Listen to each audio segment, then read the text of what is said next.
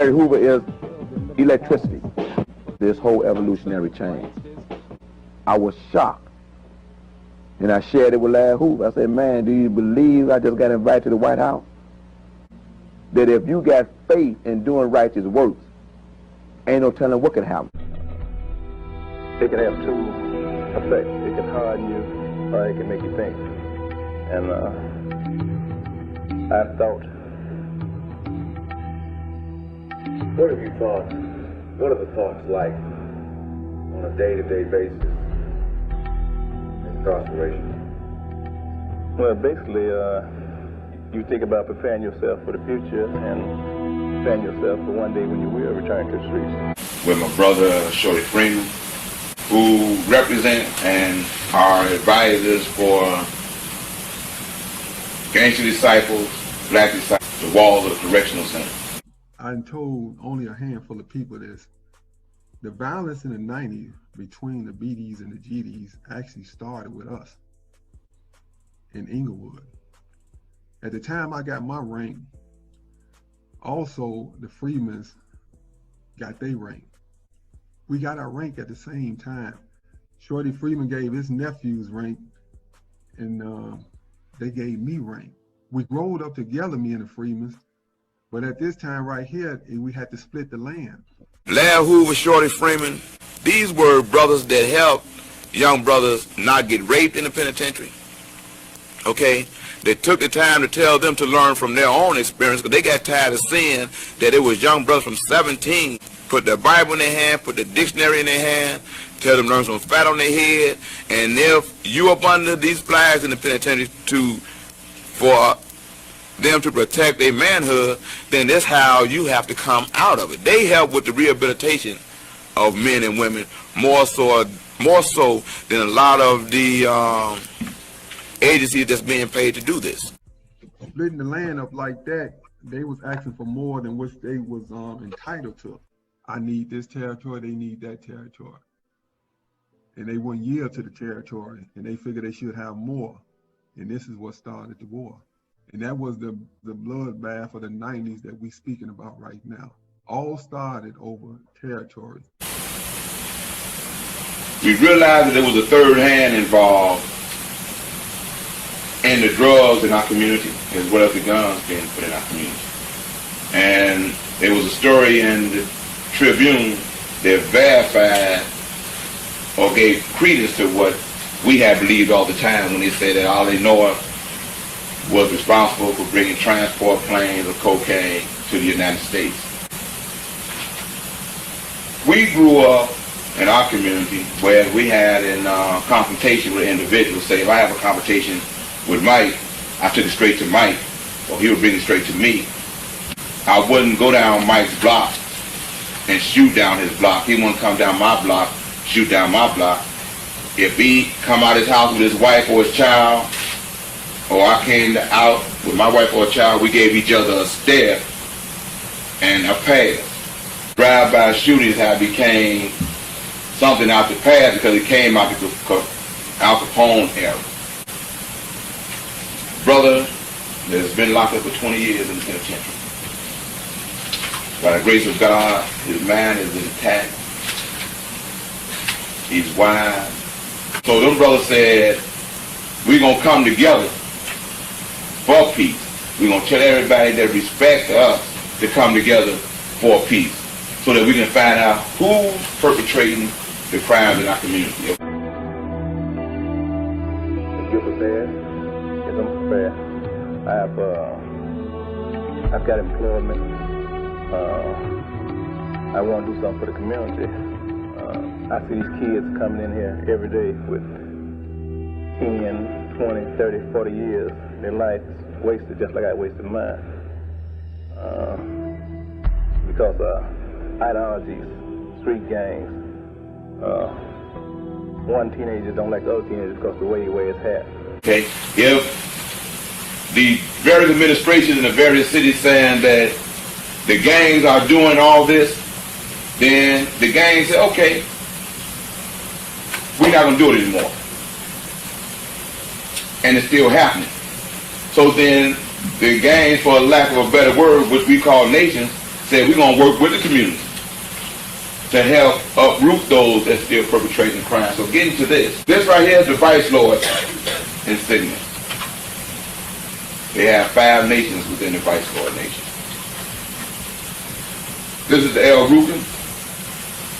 This is the crescent that everyone on this side give credit to. That's where he comes with the 5 points of the star. This is the Cobra nation. This is the Stone nation. This is the Gangster Disciple Nation. This is the Black Gangster Organization. This is the Black Disciples. These are the souls. A disciple don't like a vice lord. We all black people. We came together under the guise of St. Matthew's 5:9, where it says, "Blessed are the peacemakers, for they shall be called the sons of God." And it's working. It's working in Chicago, where it was anywhere from 10 to 17 shootings a day. It's been broke down to where it may be 7 a week. A monster that the government wanted to create. That this was this horrible person who ran a gang from a prison for over 20 years. And then I think about the Larry Hoover, the individual that I know, who is a very bright, very articulate, a young man who has the ability to influence people. I can't take back what I've done. Obviously, I've been convicted of it. All I can do is try to do something to ensure that this doesn't happen again. By using the time that I've done and the thought process I've developed. In '69, we combined forces and we established 2 kings and 2 princes.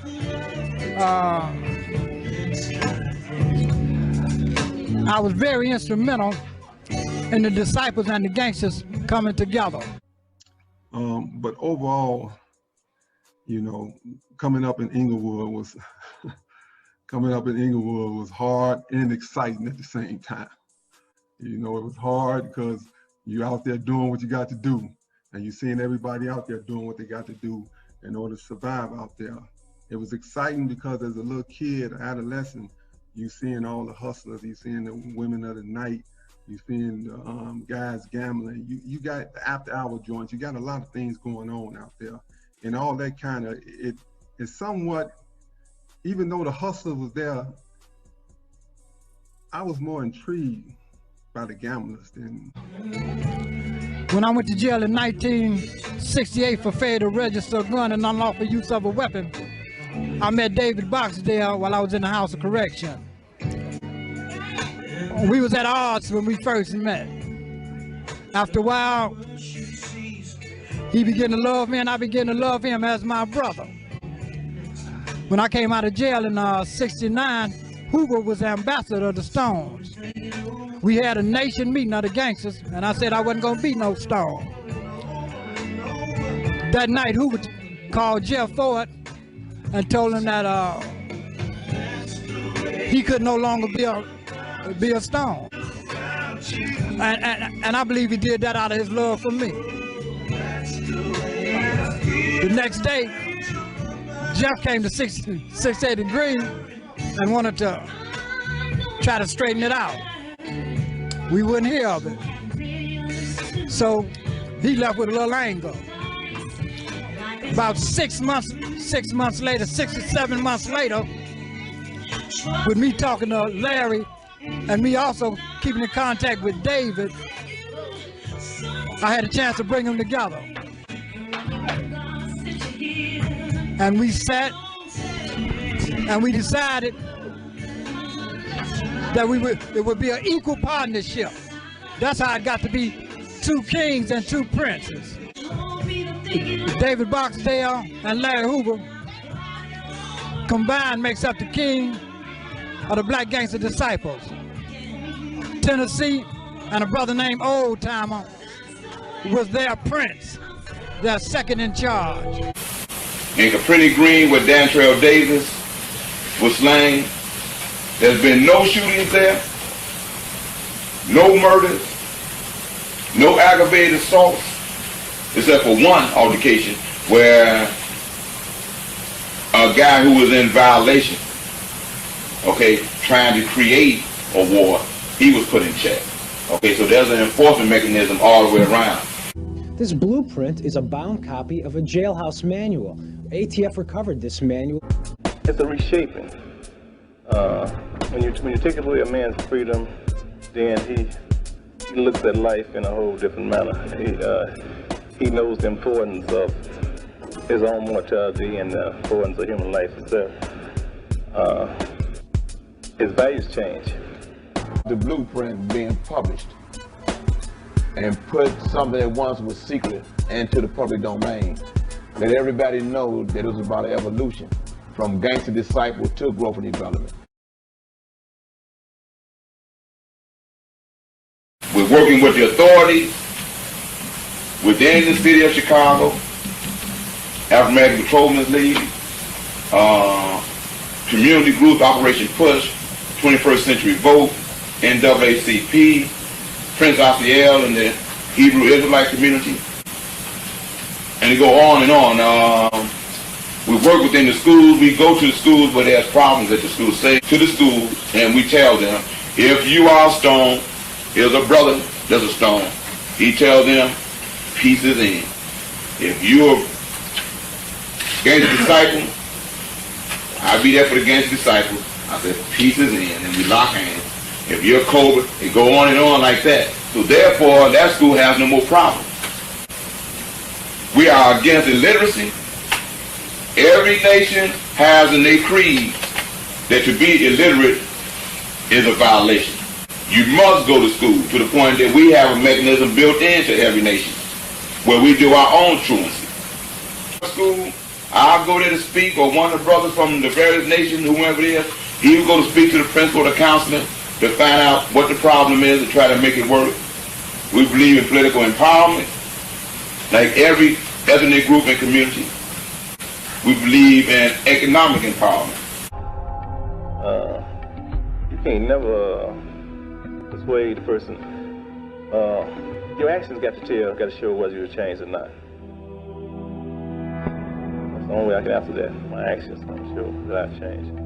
My actions up to this point show that I'm trying to make a change, trying to be accepted. The thrust of this effort is to convert the camaraderie and the sense of family that these organizations have provided into constructive, nonviolent alternatives to the social ills that have plagued thousands of young African-American males.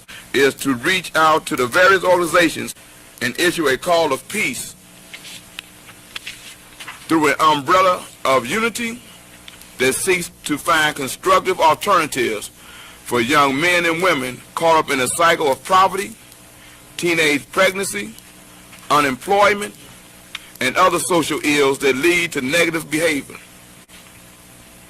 We certainly appreciate the efforts of church groups, elected officials, and other concerned citizens who are interested in this problem. And during the next day or so, I intend to meet with various elected officials, candidates, concerned citizens, and corporate citizens to develop a comprehensive plan towards solving youth homicide, which is a national epidemic.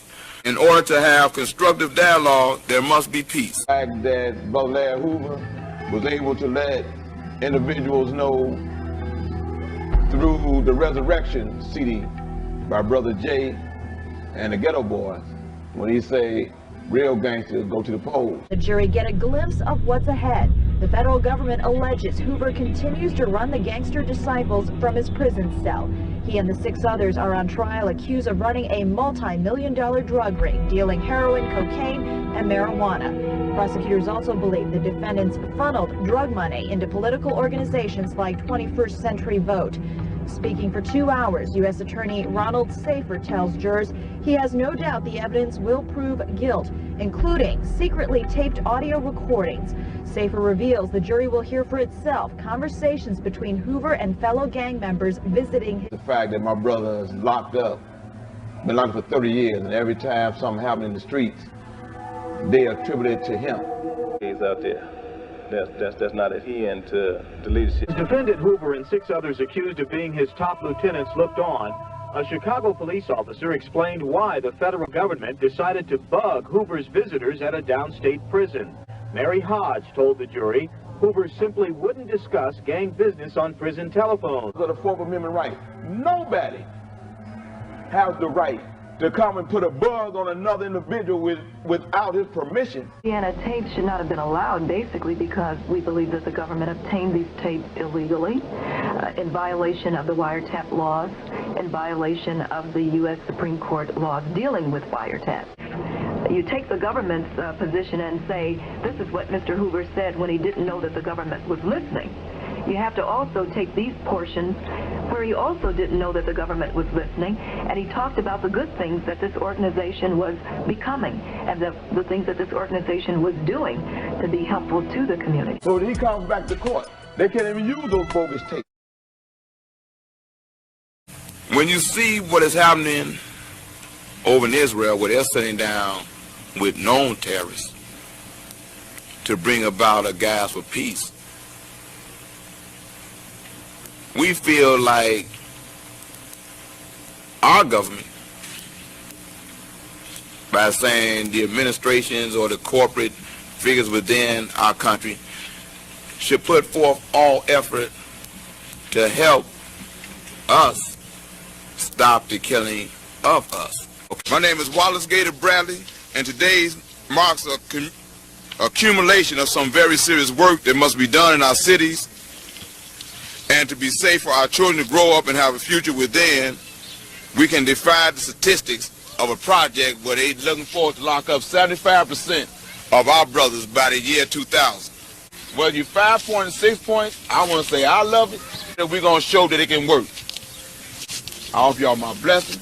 I offer you my love, life, and loyalty. For taking time out of their schedules to visit with me and to share their concerns about the future. It's no longer just your neighborhood, it's our neighborhood now. Mine too, our love. Okay?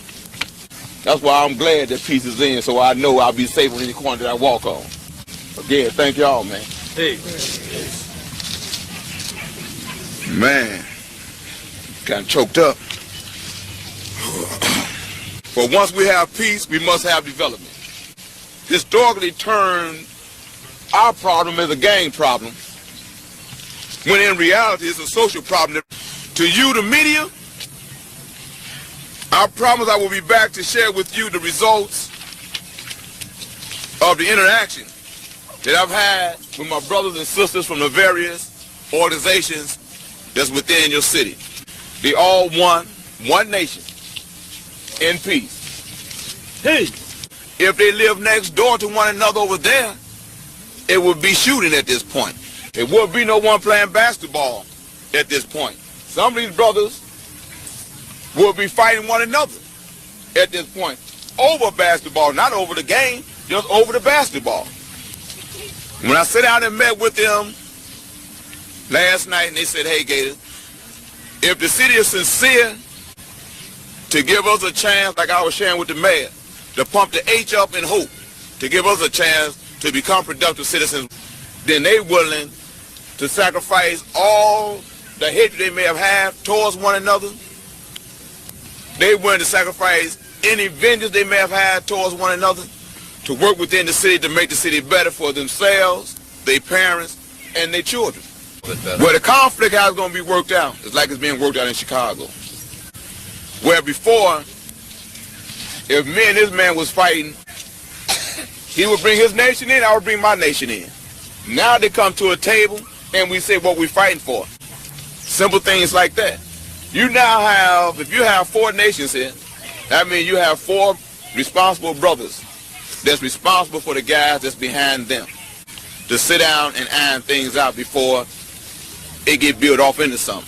The first thing was for these guys to show that they are worthy of some concern, okay? For them to let the world know that they know that there's resources within the city for various programs, okay? Even to the point of making sure that they get a net for a basketball court. okay? And I believe that Brother Mike can put something together to make it work. I just came here. Again, there's some programs that they can feel a part of, okay? Can show them how to get off into a franchise, okay? I believe, okay, that if these shorties is saying that they're trying to come together for peace, and you may have an idea about a program, okay? Here's your mayor, here's your councilman at large. You may have an idea about a program but can't get no funding. And the United Nations apply this plan, okay? If these brothers giving me their word that they're not going to kill one another when they will kill for any one of them emblems on there, I believe them. I just came and did what they said couldn't be done. And that is to bring brothers who was once fighting one another to come with peace and love and stand here with one another. What they going to do to help us? Right.